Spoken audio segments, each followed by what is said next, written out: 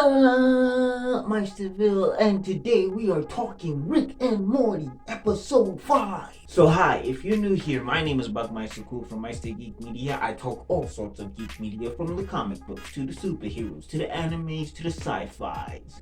So if any of that sounds cool to you, please feel free to tickle that subscribe button and that bell button so you never miss a video. So, as you guys can see, Rick and Jerry. This is a Rick and Jerry episode, which was kind of a fun twist for me. Because I don't see those characters hang out too often, and whenever they do, it turns out to be a total disaster. Well, this one turned out to be a slight disaster, not total. It's not like before when, Jerry, was commissioned to kill Rick. It's not that. Yeah, we find out in this episode that Rick owes a debt to some demon dimension spawn people, so he pays it in an interesting way, which was, it's Rick and Morty, so at this point, I'm not shocked at all. I'm surprised that Rick hasn't, and does the War of Ricks constitute a multiversal war? I mean, yeah, Kang eat your heart out. Rick beat you to the punch. Rick has destroyed plenty of realities. Morty and Summer start hanging out together and working together, which is really interesting. I did not see that coming. And, there's a joke with her where it's like, if you don't like it, you're sexist, which I was just like, but still, it was a weird joke. I found it weird.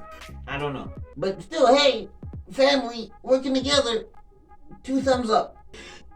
We get Galactus and Transformers all in one episode. I couldn't believe it. And the stuff they do with Galactus and the stuff that they do with Galactus and the stuff that they do with with the Transformers. I found that hilarious. Those were the highlights for me of this episode. I really liked what they were doing with Rick loves his daughter. I couldn't believe it. Now, I know this is some people would be like, duh, but no. This is Rick we're talking about. This is Morty. Rick, yeah, that's him.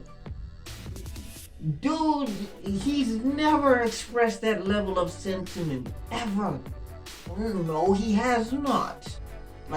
Even with Bird Person, he was kind of iffy, schmiffy about expressing his feelings. So for me, this is a big deal. The episode, however, does feel like a placeholder. It just feels like they're kind of, filling for time. It doesn't feel like it's pushing any, thing forward, I guess. In my particular opinion, it just feels like it's another thing that Rick and Morty just gotta kind of do until they get to the real plot that we're hoping for. Because episode 1 felt like real plot, and episode 3 felt like it was building on something. You know what I'm saying? Whereas this, we get some funny gags, we get some funny family interactions, we get to see some characters glow. Well, they do glow, but some of them, we get to see them grow, ever so slightly and all of that stuff. We get to see things of that nature, but it's not something that really feels like it's propelling the characters of Rick and Morty, into the stratosphere. Because episode 1, we see a change in Morty that was just mind-bending. And we see some stuff with Rick that was also just mind-bending, even though it was small. We get to the episode with Planetina, and we get to see some mind-melting things happening with Morty. And you also get to see some interesting things happening with Rick and Summer.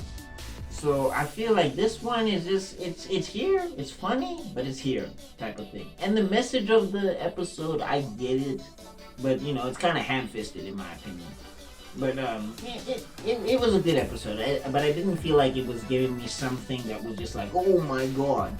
But at the same time, I say that to say that I wish there was a better way for me to put it, but because that feels redundant. But I mean, the point is that you need episodes like that. Like, this is not like an anime. Cartoons kind of need episodes that are place fillers, you know, that just have a meandering plot to have a meandering plot sometimes, so that when they do hit you with the bombshells, they are huge bombshells. There's not like it's a through line. Like, unlike anime where they have, you know, plot and then filler, like cartoons have plot, filler, plot, filler type of thing. And it's within the canon of the universe. So this, it feels like very much a filler episode. But it's still a good episode. So, you know, you have to kind of take that with a grain of salt, because I think a lot of people have come to expect from Rick and Morty that it has to be mind melting and mind bending and existential crisising and all of those things. And sometimes it can just be a weird plot about a family going to hell and learning about each other while they're down there. So those are my thoughts on Rick and Morty episode 5. Yeah, I did enjoy it though. It is very much the Ricks and the Mortys. So what did you think, Meisterville? Let me know in the comment section down below. Talk us to your boy. How do you feel about the Rick and Morty episode? Let me know. And if you're at this point in the video, I want to say thank you so much for getting to this point in the video. You are spectacular. Now, if you really like this video, I got another one up here. I got a playlist down there. And I got an icon you can click on to subscribe. And ring the bell if you do subscribe. And hit that like and that share if you do subscribe. And I'll see you all in another video, because Meisterman's gotta be out. Peace.